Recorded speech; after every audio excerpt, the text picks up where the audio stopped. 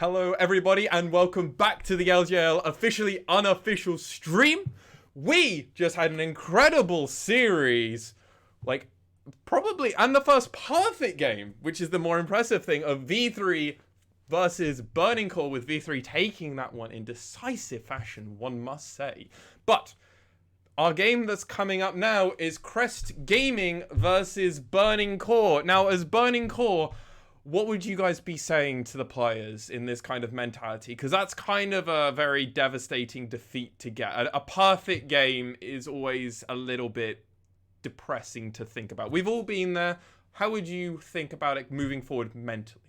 Two things. I think that the meta is evolving in these first 2 days of LJL into draft engage, draft disengage. Draft enough of both of them. There are always champions in this meta that do enough damage. Either it's from the AD carry or the mid lane. We are seeing plenty of damage come around in various different formats, but teams are not really prioritized. So we saw in Sengoku's game, in their first game, and we saw in this game just now from Burning Core, that if you don't draft engage, you just get bled out and just poked out around objectives. That's true. And I think for me as well, on a mental point, it's one of those things where potentially actually a game that is really close and you lose after 40 minutes is almost more galling because you know you could have won it. Whereas this one, they kind of hit this point and it was like, yeah, no, it's just gone. Like, it's one of those things where you go, okay, this game didn't work out. Things went wrong early. We got snowballed on. Reset, move on. And you kind of like, you can kind of let it go a little bit easier because it's just one of those ones where you go, it just all went wrong, right? Whereas the ones where you know you could have just done that one thing a little better, that tend to stick with you a bit more. So I actually think it should be okay to mentally reset, and hopefully they can come in and go, okay, well, that's just not going to happen again. We're not going to get perfect gamed again, so let's just go in, play a little bit more aggressively early game, and change this around. So I've been doing this for you guys for the last 2 games, so we're going to keep doing it again. The lane or player to watch. For me, I'm going to take the lead on this one. I went last in the last one, and I kind of called the interesting matchup with the top lane one. But now, I think it's going to be mid lane. I'm so excited to see Raki versus Arya. Like, this just seems like such a cool matchup to see, and I'm kind of not sure where I'm expecting it to go. Obviously, these are players who have played against each other multiple times throughout their tenure on the LJL, obviously.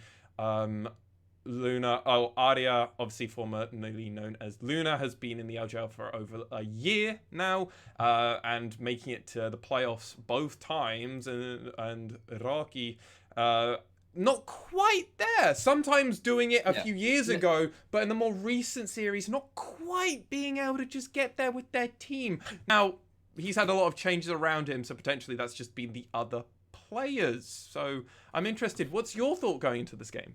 Well, I think that Arya has had some really good games so far. He's been one of our other Zoe players. I think it is between him, the other, and the other, and the other. And the other, and the other, yeah. But yeah, he's definitely one of the guys that's been picking out the Zoe. He had that fantastic first carry performance. Wait, did they? No, the game that they won in week 1. I can't remember if it's their first or the second one, but just the order of things gets a bit mixed up. But yeah, I think this guy, even on the last iteration of this lineup, was the guy that we were really impressed by with his Lucian and his LeBlanc. We haven't seen so much Lucian come out of the solo lanes, actually. That's something which has been a bit missing from the draft, whereas it is like 100% ban in so many other regions. So Crest did win on the Zoe, so Arya did win on the Zoe. Yeah, I just can't remember if it was the first or the second. It was Fukuoka SoftBank. Oh, the Hawks. Yeah. Yes, they came out. Sadly, they beat my Hawks. I think for me, the lane to watch is probably still up in the top lane. I think Ray Fargi had a really good first day, sort of back on Saturday. Very true. But I think he's also shown a propensity and a willingness to pick things like the Darius. And versus Nap, who was serviceable, but not super exciting on his first day. He's good, but if Ray Fargi wants to take it to him and force Nap to sort of step up in lane rather than just in team fighting, that might be something we could watch out for too. I would definitely agree. But with that all in mind, I think it's about time that I do the count-in. This is kind of I feel like this is going to become a meme in and of itself, but it can't become a meme if I say it's a meme.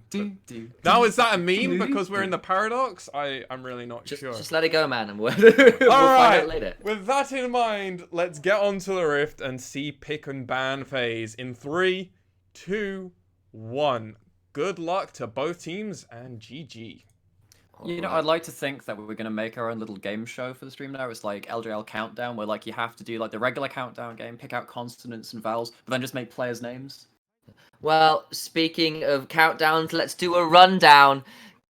For CGA, it's Nap in the top lane, Yoshi in the jungle, Arya mid lane, and Gango and Grendel in the bot lane. Okay, so we see two of the more permanent bans in the LGL, in the Syndra and the Akali. No one really wants to let those through. Both really good blind picks and flex picks, as we say in every Champions League that they're banned. But we see two more flavor bans, really. We see the Soraka and the Zoe come out.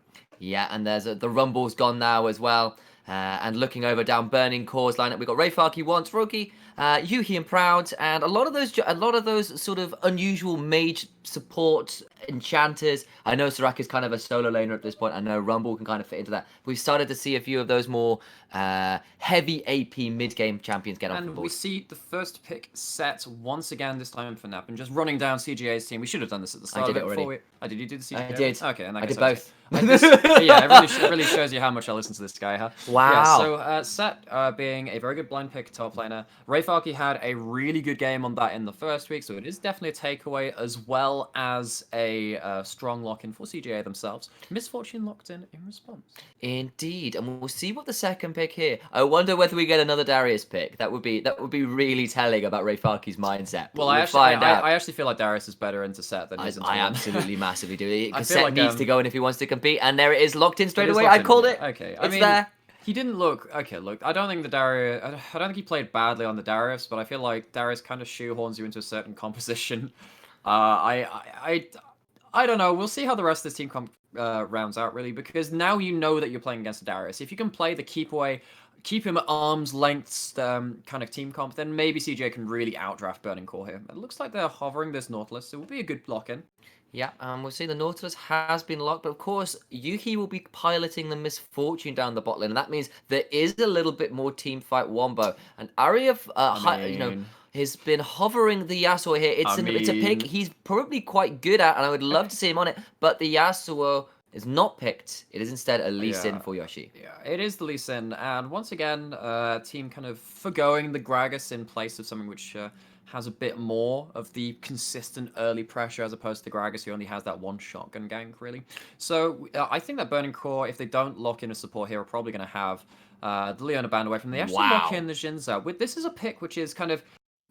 It falls in and out of people's kind of collective conscious, because actually, we saw this picked up even back in the semi-finals with V3 versus Crest Gaming, where Baby sadly left the league. He had a fantastic breakout game on that Xin Zhao pick. I think that is a pick which people should really be trying to focus a bit more when junglers are so focused on the early game. And the thing about Xin Zhao's ultimate is it allows you to become this pseudo frontline so much more easier, and it does bring a bit more of that straightforward engage. And indeed, but Varus and Leona taken off the board now for the second phase of bans, respectively for Burning Core and CGA. We'll see where they go from this. But I'm actually a really big fan of this Xin Zhao pickup. It's another one of those early game junglers. The ultimate's quite good for a team fight. Guffs that pseudo tankiness, and as you were saying, I think it could be quite cool into the Lee Sin too, specifically. I think it's really cool. Sure, so I'd say, I guess we don't listen to each other. I just went through those points. I know. I was just thinking I agree with you. Sure thing. And it's actually the Jhin banned as this other AD carry ban. That's definitely a bit of a flavor ban. It's not one which we've seen particularly around the world at all. I mean, maybe leaving us with the Draven or the Ezreal maybe from Gango. I guess Lucian is still available too, although no one's really been banning or picking it since day one so far. Would you consider a Draven pick for Gango? He's been known to play. Yeah, I did just mention that now. Yeah. So we're just thinking, is that something that would work with this composition though? I think that Xin Zhao can get on top of the Draven pretty easily and is fairly low range. It's actually the Blitzcrank locked in. They go for the support over their last solo lane pick from Burning Core. And yeah, so now we have to think, do you want to pick Blitzcrank? What do you want to pick into the Blitzcrank, right? Because Draven, though we were kind of talking about it on the side, mainly because Gango is a good Draven player, is that, you know exactly where he's going to walk in regards to those axes kind of falling out of the sky. So now, it does give Blitzcrank a bit more of a chance to hook that AD carry. And it's LeBlanc locked it in for Arya. It's the pick which we have definitely praised this guy on for quite a while. And now it is hovering the Draven.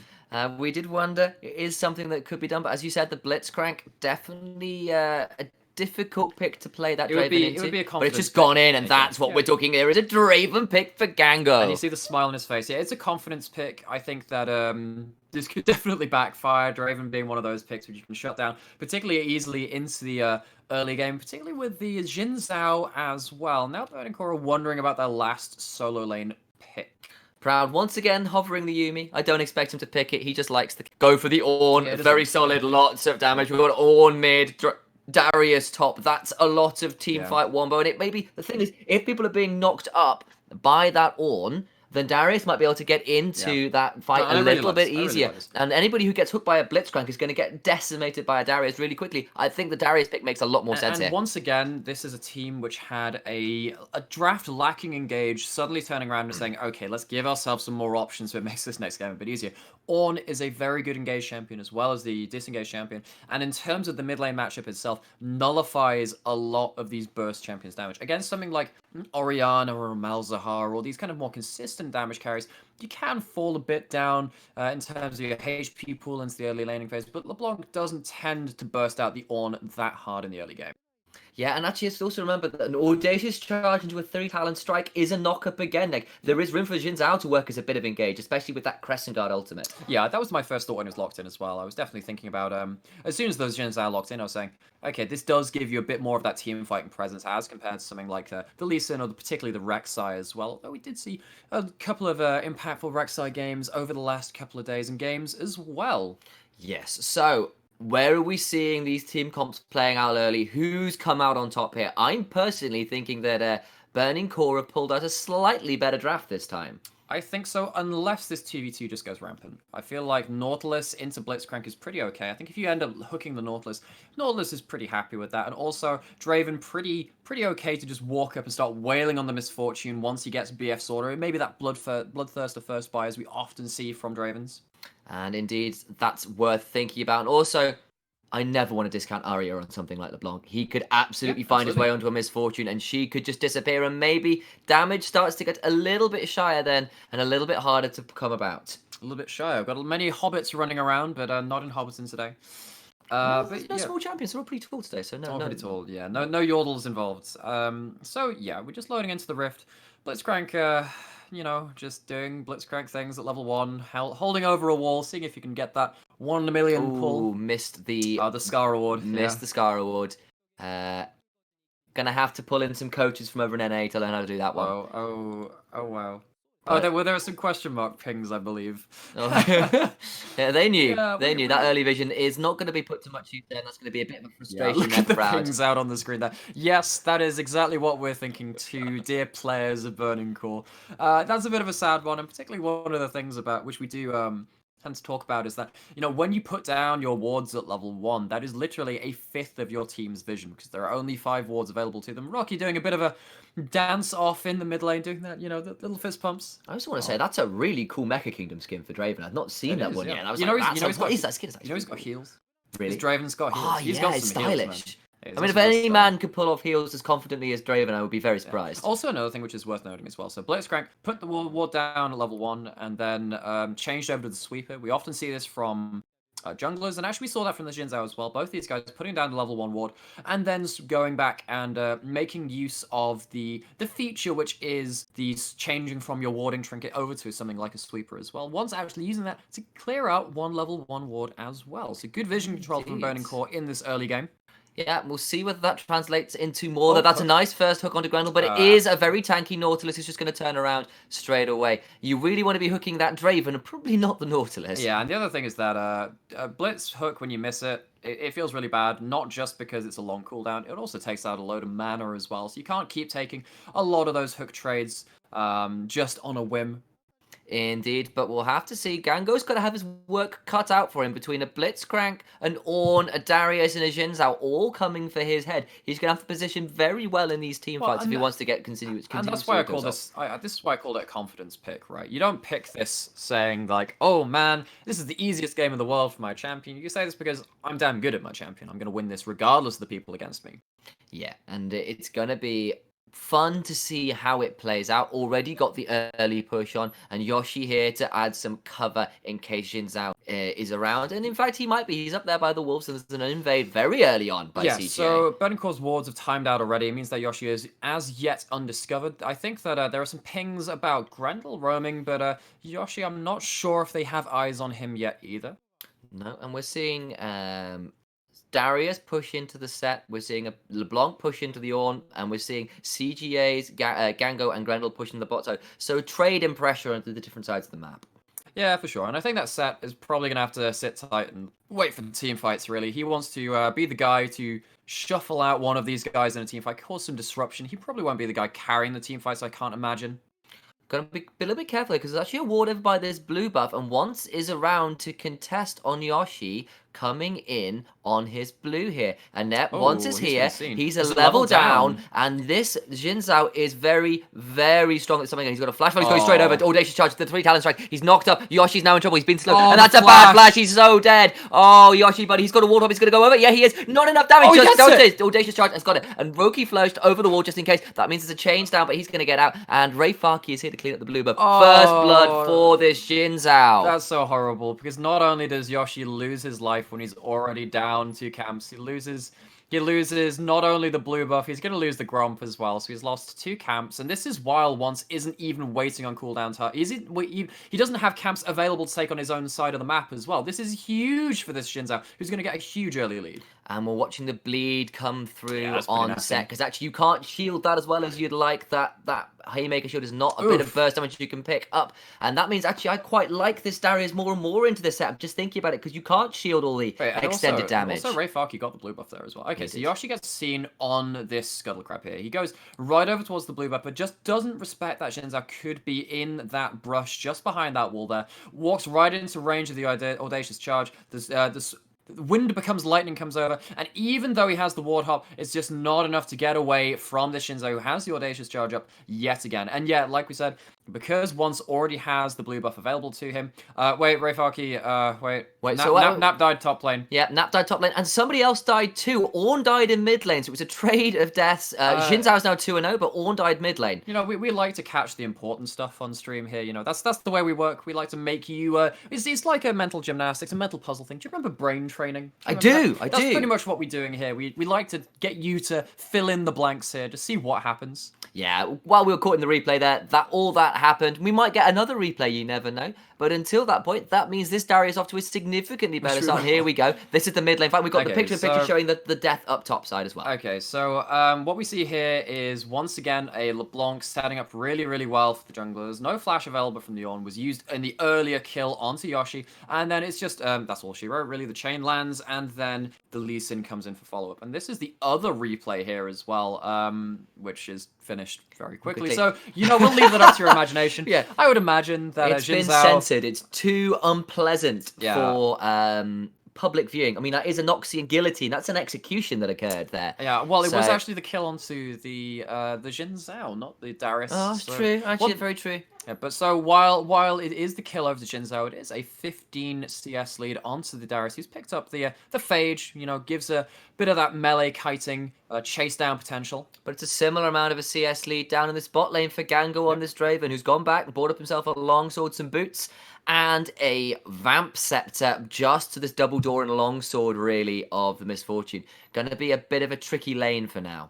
Yeah, and once it's just being able to solo out this Infernal Dragon as well, get that Drake count stacking up, get closer to the Elemental Rift and the Elemental Soul as well. I've no idea what soul it will be. We'll find out, and we'll see how this goes, because Once did manage to pick up the Caulfield's Warhammer because of his 2 kills, means he does get that early burst damage, is level 6 at this point as well, so there is a Crescent Guard available for some serious dive.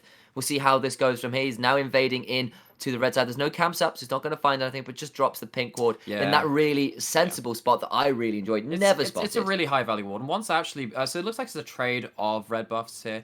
I don't think it will lead to any kind of vertical jungling, although it might do, just because, there's a teleport coming in from Nat. Yeah, they're thinking of diving this. They want Gango to die. They've got no way out. It's just a flash heal. Hook has landed. He's here. There's no ults available going in. That's the Crescent Guard down for once. Grendel's out, but here comes the flash, and he misses it. Oh, dear, guys. That was a little bit sloppy. Double flash blown for just the flash and ignite of Grendel. But Loki's here as well. Arya is here as well. It's 5-man bot. Set's got a long way to push out, and he's not going to be... He's got no teleport. And that means... But the Blitzcrank rocket grab also lands. Grendel now taking damage. Incoming Ram Jam. Throws that out. He's going to get it. Oh, he does! Just with the eventual burn. Froki finally picks that up, but we're seeing Arya and Gango chasing, looking for more. Once is on this bush and waiting to audacious charge out. He's still thinking about it, but here comes Yoshi as well. Good grief. What a bizarre dive. I'm not going to lie, that was an absolute mess. That was an absolute mess. Gango's out of mana, can't bring himself any more of those spinning axes there as well. Run out there. Chain lands from Arya, but don't think it's going to be too much more. He's going in, but that's a good rocket grab, and now this Lee Sin gets absolutely deleted. Thought they had the cleanup kill as Rocky was going away. The Lee syndrome. It's just hook into knockup, into brittle proc, into death because he's tanked up the turret. Oh, Yoshi, this isn't even when Mario jumps on you to get to the next stage of the level. This is you just falling into the abyss under that tower. That was very, very sad. I'm going to leave you a moment because you sound like you need to recover. That was some deep, soul-wrenching pain. I'm going to think about stuff which isn't relevant. So obviously we talk about Yoshi. You know, March 10th, that's Mario Day, because Ma 10, Mario. No, that's kind of cool. That's very Japanese as well. I appreciate that kind of, like, cutesiness. Hey, Mario's not just for Japanese and the LJL. It's a worldwide phenomenon. I just enjoy the fact that he's a mascot for the 2020 Olympics. I was going to mention that. That's just super cool, the fact that Shinzo Abe, the Prime Minister of Japan, came out dressed as Mario to announce the Japanese Olympics at the last one. Was pretty damn cool. And I'm quite excited about that. So March 10th. Maybe there'll be Olympic theme this year. And yet Yoshi is so very dead. Everyone forgets about him, even the Olympics. All right, let's go back onto the game. We went very off target. I don't want to think about the game. That was a horrible dive. But once he's here, and he definitely wants to think about the game. He's got a level of adrenaline. Yoshi's like, no, not again. Arya distorts away. Just distorts away. But this Xin Zhao is off to a terrifying start. Challenging Smite with Warrior Enchant complete now. And just having free range of any jungle quadrant he decides to walk into. Yeah, Yoshi walks in, realizes his red buff is down. And yeah, I think that... He's down 30 CS.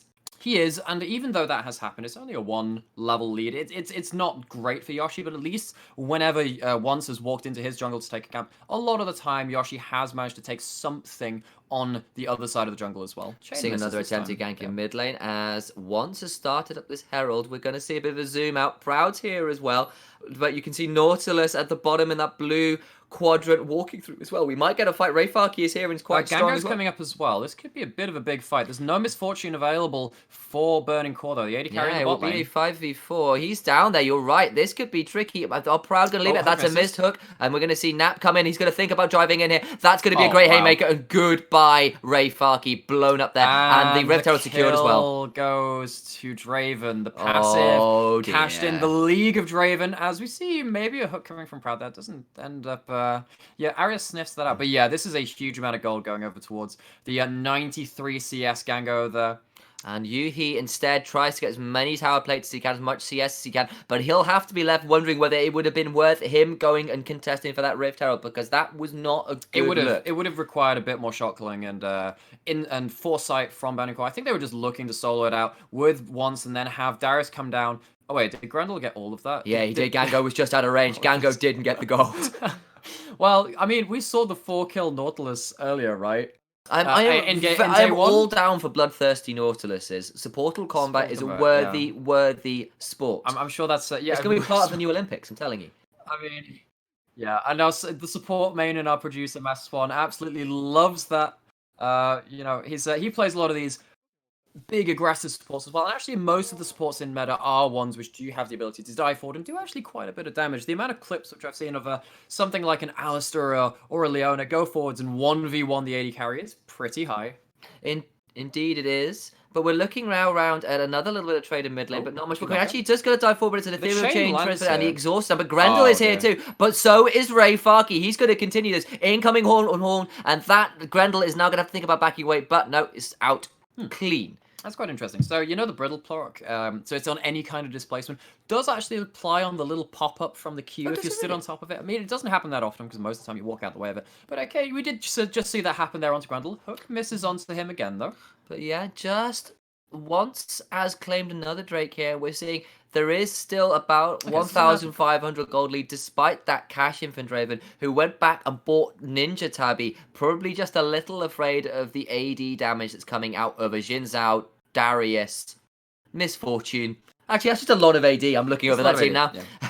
Yeah, it just means that like he can walk up and try and brawl a bit more with the Misfortune, who obviously is trying to do these also similarly short trades with like your Q auto cancel and all that kind of stuff going through there. Yeah, and we're seeing actually this jungle CS lead is continuing to grow. It's nearly a 50 CS lead now. Yeah. That's going to continue to be a concern. Of course, Xin Zhao, not necessarily known as the hardest scaler, but if he is going to snowball this heavily, is going to be a terror. Yeah, he doesn't scale too much in terms of damage because just you finish your warrior, you finish your Black Cleaver, and then at that point you already have a lot of the CDR you need, and then effectively you're just a bit of an ult bot. You're trying to become this pseudo frontline, as we talked about right away from Champions League. Does become a good, somewhat tank line.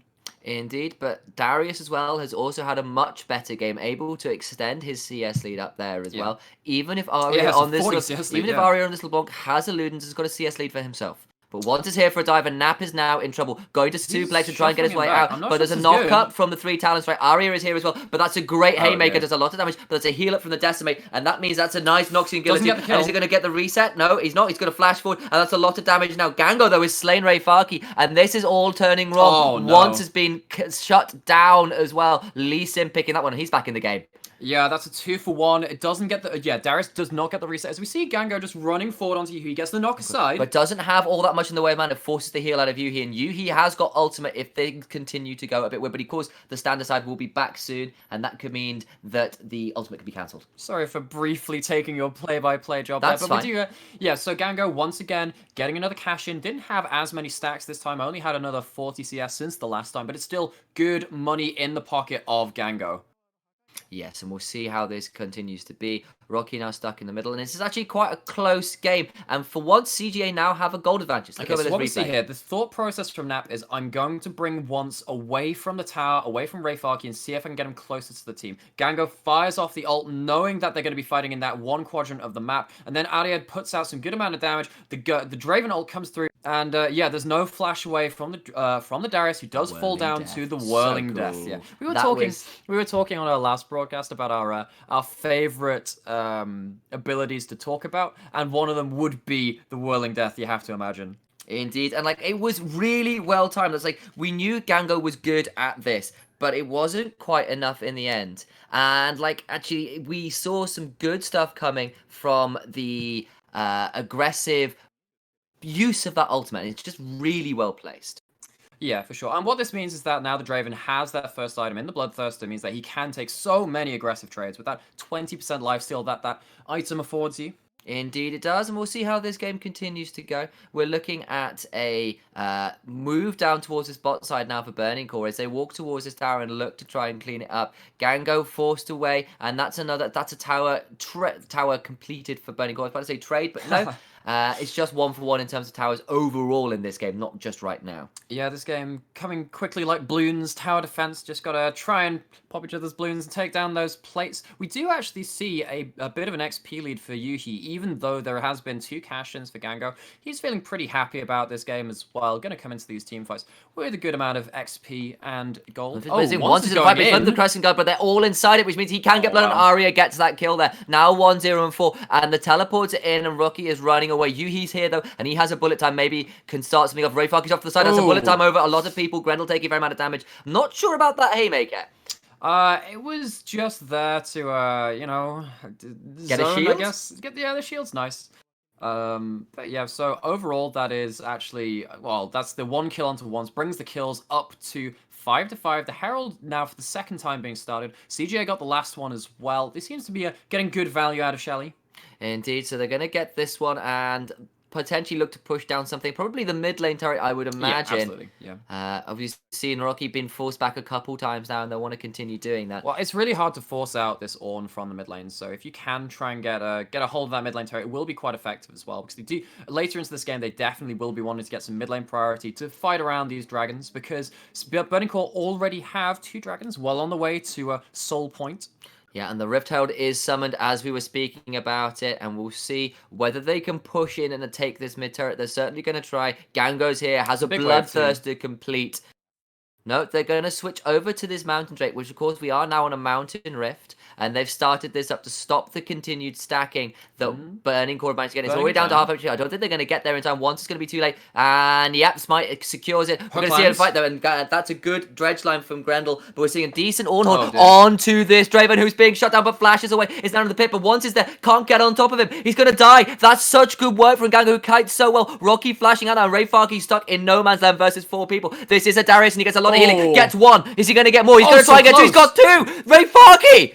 Oh, the bleed out just about finishes off Nap as well as Grendel, who was killed by the initial altar. Does get the reset this time. Yuhi just trying to come in with the ultimate there to kill out Arya, but it's now 7-7. More trading coming in. Oh! Flashes away. Arya still had that distort location to go back to. Otherwise, that would have been a nice pickup. Oh, so close. So close, but the heals, it was a bait.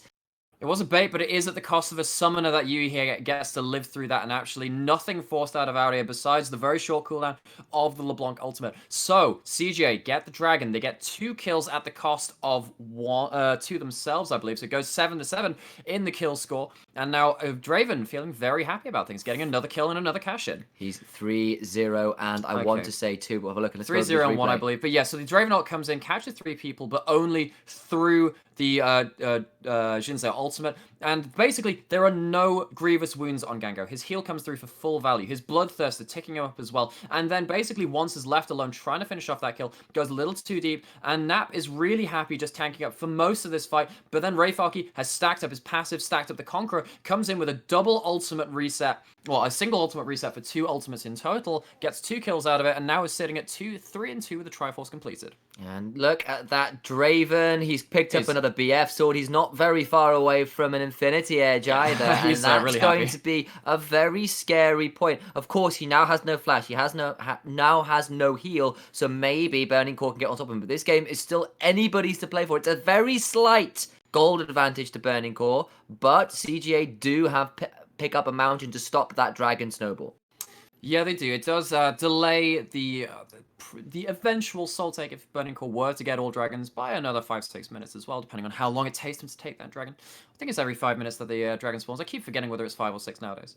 But yeah, so I think now the game is actually in a very even state. We have 400 gold in it. We have a very strong AD carry on the side of Gango, but we do have some good jungle lead still for once on this Jinzao, which will be making these team fights a bit harder to navigate for the side of CGA. All right, we're seeing a lot of people gathering now around this mid lane area, looking over towards Yuhi, and does take a tower shot for his little bit of aggression there. We'll see how this continues on the mid lane. We're seeing Arya go forwards, and that's going to be once here to just throw some wave clear. And actually, Ray Farkey is now about 60 CS up on this Darius, who's looking a lot more relevant this game compared to the last one. And actually, Set's finding it really hard to impact these team fights, because against a Darius, all you're doing is stacking up his passive, you're stacking up his Conqueror. If by disrupting the backline, you're getting Darius stacked up so he can eventually run forward and try and shut down some of these carries, actually, it might be best for Set not to be in the team fight at all by that point. Whirling Death comes through to try and clear the wave, but it still leaves a little bit of time for the turret to take a fair amount of damage and there. Ray Farkey just got the upgraded Trinity Force as well. I don't know the name of that one. Do you have that on hand? I don't, actually. I cannot remember the Trinity Force one. I'll see if I can find out. Failing the pop quiz there. Give me but a moment, and I shall discover. I know about half the Ornn items. It's not awful. I don't see it. Well, I haven't like, seen it for a while. I know like 2. That's not great. Yeah, that's just not good. It's not good. I don't need to know about that. I just need to know about how they affect the game. And at this point, it does mean that Darius will have, again, every time you give someone just that little bit more extra bit of stats, a bit more of that stat block there, they're just going to be there trying to reset in that team fight, try and affect it in the best ways that they can. Gango staying a good distance away from that Blitzcrank there, although the Blitz doesn't have, well, neither of Blitzcrank or Draven having flashes available to them, but they're still playing a bit cagey around each other.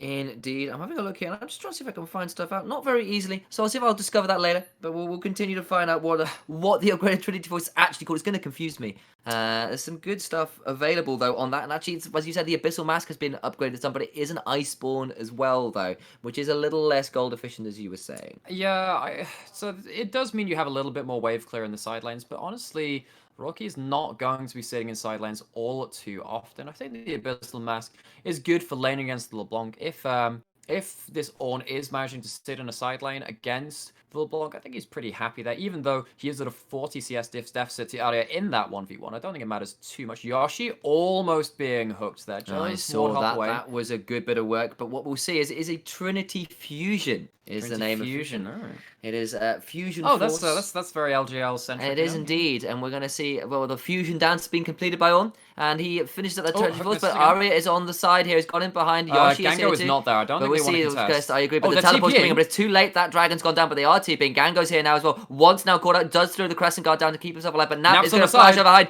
Is he thinking about it? Here he goes. He's got a suplex in, does a lot of damage. Ray Falky slows down. Arya takes down once, but I think this is turning to Gango's getting bleed. Gango's gone. You're right. That's an Ornn kill onto the Draven. That's a big shutdown, and we're seeing that Roki is stuck in no man's land facing 1v2, and I think he's about to die. Has got flash. No, it's a good face breaker to pull him out, and that means it's a 3-for-1 overall. Grendel's stuck in here. But he somehow managed to get Yui in this, but it's turned around, so it's now a 4-for-2, and Arya is here, gets that down, doesn't have the damage though. I think that was a 4-for-2 in the end. Top 10 anime deaths, Grendel diving the turret in support combat in the name of bloodthirsty supports. It's some absolutely bloody fight. The third dragon goes over to Burning Core, but they lose 4 for the price of 2 kills onto CGA. Gango taken down, does have the Ignite on him this time, isn't able to heal up through the top of it. Has the Bloodthirst around the Conqueror. So yeah, what we see here is that Gango is slow getting to this fight. We see Nap get in the side here, a hook landing onto once, and that ultimate just doesn't do enough when people manage to get right in the face of you. Nap pulling Darius right back into their team, and Yoshi had a very, very timely stopwatch there. You have to imagine another auto and then an ultimate would end up getting that kill there. 700 shutdown going over to Rocky for killing Gango though, so we'll see if that becomes relevant as this game goes on, as the rest of this fight does get cleaned up by the top jungle duo of CGA. Yes, but it's all well and good. This Draven has an Infinity Edge. He has an Executioner's Calling. He doesn't necessarily need all that extra snowball gold. He's already snowballed. On the other hand, this LeBlanc has now got a 10-stack Medjais. Oh, he's gone for the Medjais. Yeah, we like that kind of confidence here. It was a confidence pick to pick the Draven in the bot lane. It's a confidence buy to take that Medjais. And as we said, that he's speaking of confidence, he's going 3v1. I take that back. The Proud is here with a ridiculously fast Blitzcrank.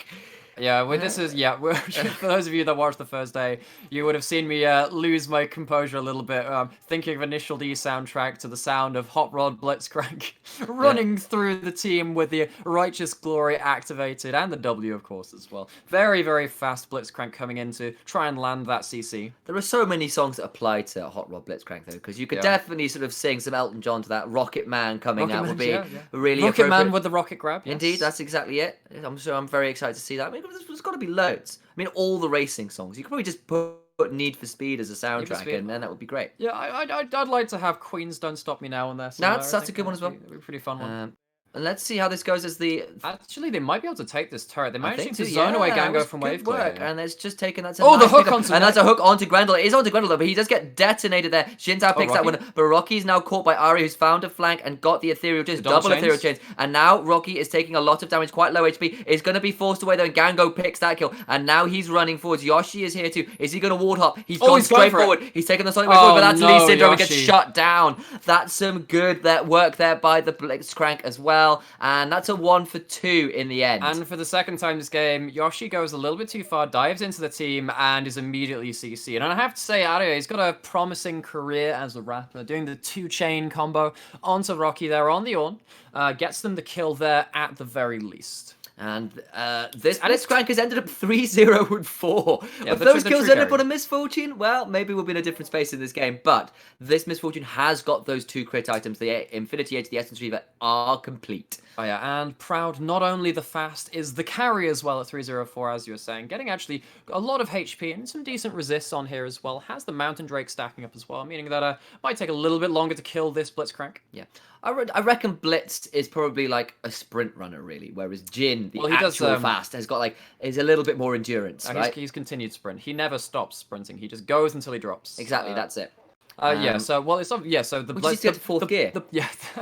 The Blitzcrank, when he pops his W, he does get that massive speed boost. Does slow himself after, though, which is a little bit unfortunate. A bit of lethargy after that initial adrenaline rush. I do have to say, I think a Blitz in Earth is quite entertaining just because he never has to hit the slow, because all he does is just rapidly press W, and he's just forever fast. It's between that and Quinn with Yomu's running around the map as Oh, well. no, that just sounds a bit miserable. We're going to just make sure that that's actually in stream and we are still going. No, I think we've got a little bit of a jank on our end there, but we'll keep going, and we're back in now. That's our screen briefly fine. frozen. I think we're still in time, though, as Arya is just jumping forward, looking for a few trades back and forth. It definitely has a lot of AP to play with, and after this death cap that he's building towards will be completed, will be very, very strong.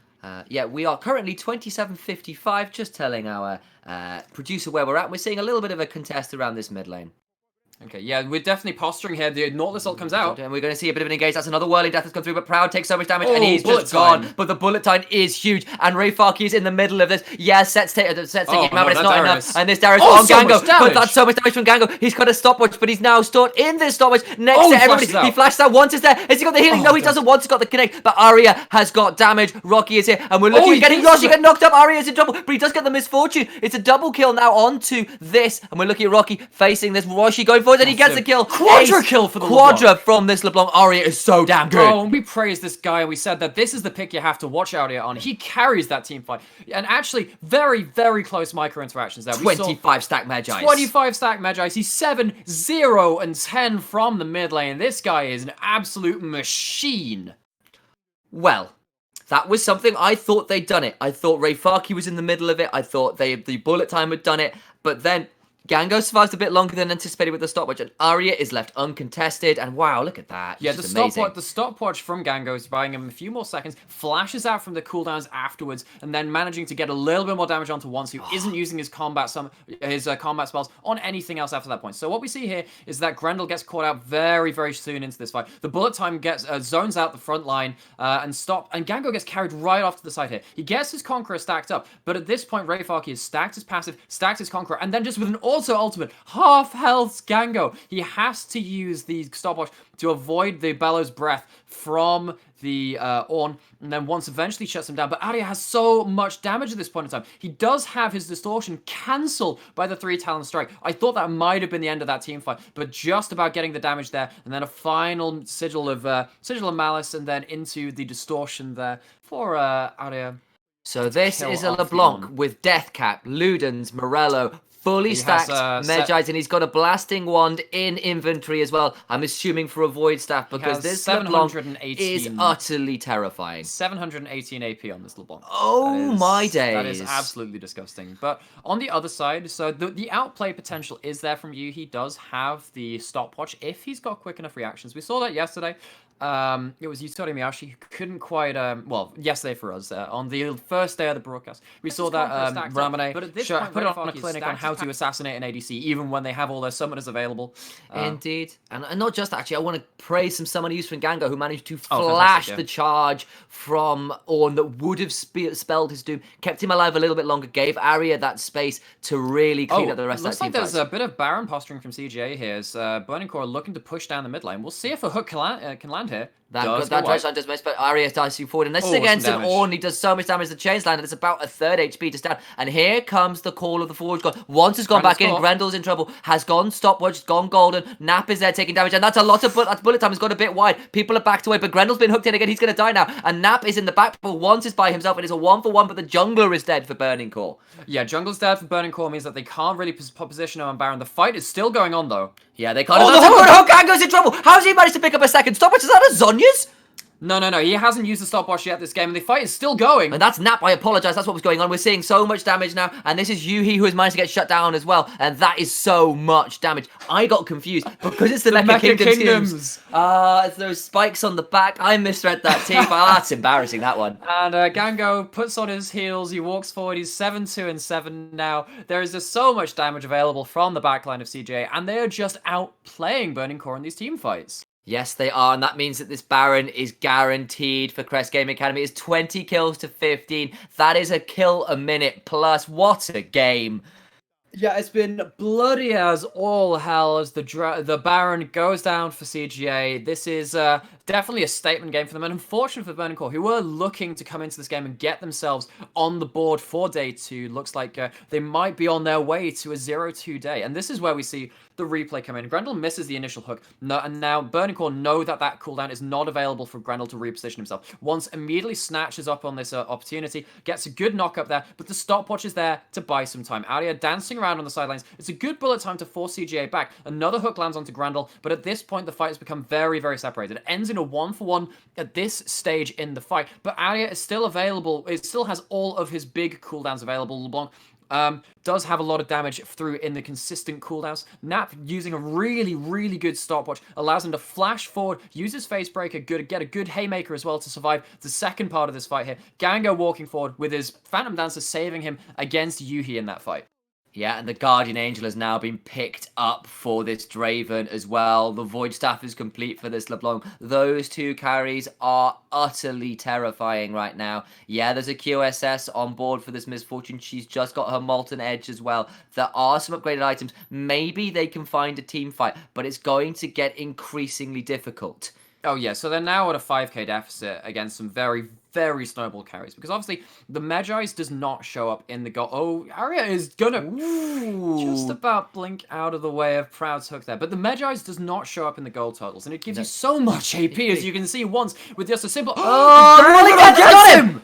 That's some incredible synergy, but now we're seeing that Yoshi's been picked up over the wall. We're seeing a teleport over the wall, though, and Yoshi's going to get out. Doesn't even burn the Guardian Angel, but that's a decent looking bullet time, but there's no damage available right now, and it's a 4v5. Rayfarki's in there, and that's a big chunk of damage, and Roki's gone in. He's getting suplexed backwards, and he gets destroyed there. Aria has killed him, too, and we're looking at a kill onto Nautilus, at least in response, but it's 2 people dead on side of Burning Core, and only the Nautilus dead for Crest Gaming Act. Yeah, that was a really messy fight, but once again, there's just so many cooldowns available for CGA still. They still have the Dragon's Rage, and Gango has both of his summoners. I actually wonder, with the GA and the PD, as Proud is the fast, he's walking forward, he's taking damage, and yeah, he's got the hook though. We've got that big, we'll see which goes on. That's a good decimate, and suddenly Nap's in trouble, but he's stacked up that grid, and Gango says, I don't care if you hook me, it's just bringing me closer to your carries, and he's absolutely... Rayfarki is trying to 1v5 this, but no, he's like, wants his back up somehow, some way, but the Crescent Guard isn't going to save him this time, and that is an ace, and I think that's finally the game off a superb carry performance from Gango and Aria. Yeah, 8-0-17 on the LeBlanc, 11-2-9 on the Draven. A fantastic first game of the day from CGA as they take the win versus Burning Core. Whoa. Rayfarki disconnecting at the end there as well. Oh, okay. Very interesting to talk about. So, back to the analyst desk. Hello. Welcome back. What a back and forth game. For the longest time, I thought Burning Core had it. Then Crest might be coming back in. Then I was like, no, Burning Core are closing the door on it. And then Crest said no. Aria, if anyone, said no on his LeBlanc. And wow, quadra kill. On LeBlanc. Yeah. What a quadra kill for LeBlanc. A triple kill for the Draven at the end of the game as well. Some great multi-kills coming through from the side of CGA. Yeah. Just wild. What a game. Yeah, and like there is a lot to say here in terms of how the Dragons got stacked for Burning Core, how the set fell quite a long way behind, how once on this Xin Zhao was looking to run over the game early, but what happened was Gango got some gold, that Adoration came in, and then you're right, it was back and forth for a while, but there was that mid-lane team fight where Aria picks up the quadra kill, where Gango outplays with a stopwatch and a flash, and it all goes wrong from Burning Core from there. Yeah, that definitely felt like the enemy team's LeBlanc in solo queue. This guy was just dancing around, just making mincemeat of Rocky and the backline as well. He just had so much damage by the end of the game. It didn't matter who he was hitting. They were going to die. Yeah, and he had defining control over a lot of that game and was an impacting member throughout the beginning, even when it looked like Crest were slightly falling behind. He was still always a defining factor in a lot of the team fights, was always either doing cleanup or basically immediately rotating around to not fall behind, was always in contention and very early fell very far ahead of the Ornn in the mid lane, which you would expect as a ranged AP mage, assassin, as it LeBlanc's Bit of both. kit. LeBlanc's kit's a bit of a weird one sometimes for a noob like myself to truly understand the complexity that she has behind her. Yeah, But the accepted wisdom with LeBlanc is that if she's ahead, she's an assassin. If she's behind, she's kind of a poke mage. But this game, so insanely far ahead. More like the Angel of Death, really. oh, Yep, well, she was running the Invictus Gaming skin, those wings flying out on every distortion, there to take poor old Burning Cause members off to the grey screen heaven. Did he play rookie skin against Rocky? He did. We didn't even realize that. Well, it would have been a good thing to comment on. So many memes missed.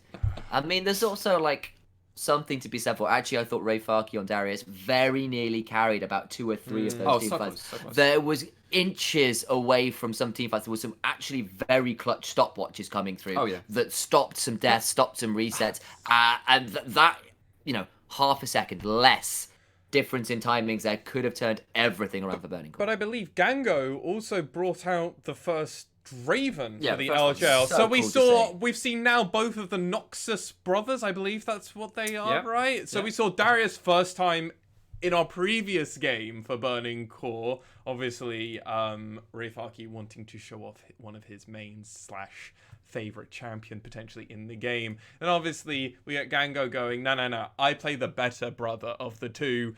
The League of like me. Draven, and it really was. Oh, I'll let the siblings discuss that during the break, which we will go on, and we will be right back. Thank you so much. Our next game after the break will be Sengoku Gaming versus Crest Gaming. Both of them have a win under their belts, so this will be a defining feature of who will go 1-1 and who will go 2-0 for this split. But we will be right back after this very short break. Thank you so very much for joining us.